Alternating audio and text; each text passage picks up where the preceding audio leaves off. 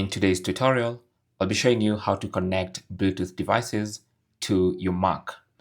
Now, the first thing you have to do is go to your Mac and ensure Bluetooth is on. So you want to go to the control center icon in the top here in the menu bar, click on that and then select Bluetooth. So you can see Bluetooth is on to start with. Now with Bluetooth on, the next thing you need to make sure is you click on Bluetooth settings. Now on the Bluetooth settings window, you should see the devices you're currently connected to. And then also you'll see nearby devices as your Mac is actively scanning for Bluetooth devices to connect to.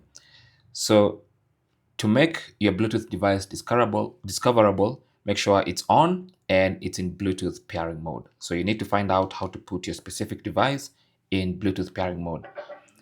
Now, personally, I have a speaker, and as soon as I put it in Bluetooth pairing mode, my Mac should be able to detect it. So as you can see, it's a speaker, it's been detected, and all I have to do now is click on connect, and that's going to connect my Bluetooth device to this Mac.